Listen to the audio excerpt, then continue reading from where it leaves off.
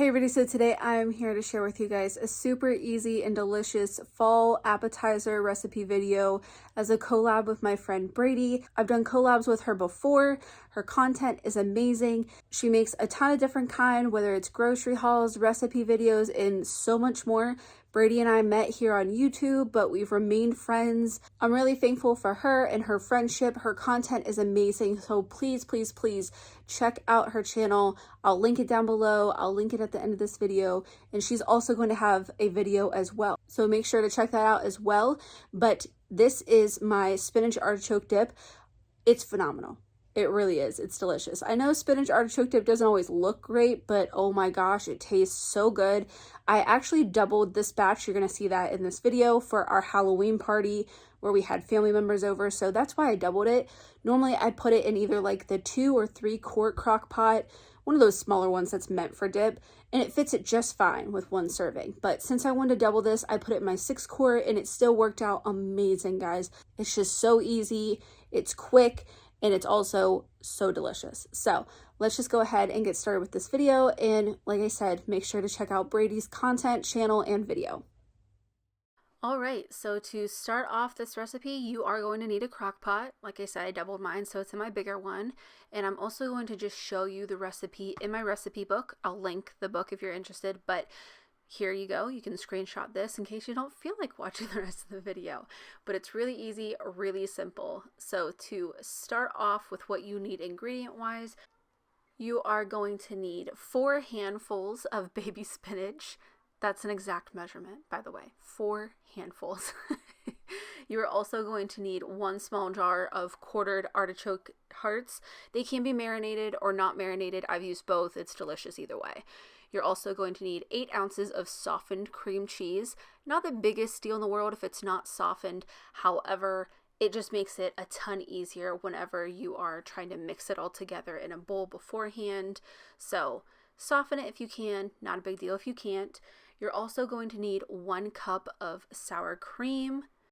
You're also going to need either half a block or 4 ounces of mozzarella cheese. You can shred your own, buy shredded. Doesn't matter, just as long as it's mozzarella cheese here. And then you are also going to need a half cup of Parmesan cheese. Again, you can shred your own or buy it however you like it. Lawless cooking, there's not many rules. You're also going to need a tablespoon of minced onion. You could certainly use real onion, but my husband's just not a fan. So minced onion kind of gives me the flavor without the actual chunks of onion in there.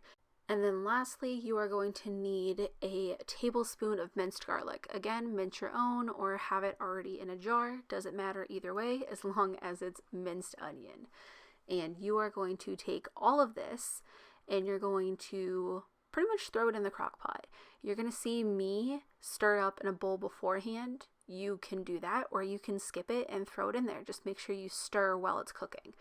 So you can see I already have my spinach chopped up. You want to drain the artichoke hearts. And I'm sorry for the shaking that's about to happen. I took you guys on a ride there with me. But yes, as I said, I doubled this recipe. So you're going to see a bit more than what I just told you. But it worked out well with doubling the recipe. And then I go ahead after tossing the artichoke hearts and spinach together. I go ahead and mix in the seasonings with the onion powder and then the minced garlic. Just give that a nice toss. Again, you don't have to do this step as long as you're stirring as it's cooking in the crock pot, but I just like to make sure it's nice and even. So here you can see I am totally not measuring the sour cream, but at this point with this recipe, I kind of have it eyeballed and I know exactly how much should be in there.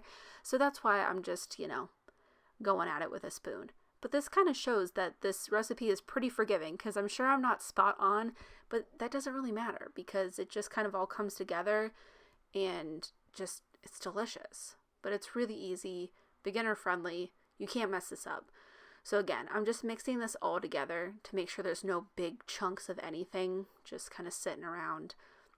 And if you don't feel like stirring a bowl, you don't have to do this, like I've said. So after I have all the sour cream mixed in, I go in with that softened cream cheese and I go ahead and add that in here. And I find that having it softened just helps with this step, obviously, with mixing it together, not having some big, hard, cold clump. It just mixes really well if it's nice and soft. but do what you can. And then after that, I add in the cheese, showing you that underneath there is mozzarella. And I tried to stir it on camera, but by this point it is so thick that you really do need like a hand on the bowl to keep it steady. But I promise it cooks down. Like, it is a very thick thing that you're putting into the crock pot, but it starts to melt and come together in the crock pot, so it'll get there. You just got to give it a little bit of time and a little bit of warmth. I spray some cooking spray in my crock pot just because, you know, dips kind of tend to get a little, you know, toasty in the crock pot, so to prevent any burnt sides. And I am going to put this on high for 1 hour, which is what you can do. Or if you're not in a rush like I was, you can also cook it on low for 2 to 3. And then after it's done cooking, I just keep my crock pot on warm, and it keeps good the entire night.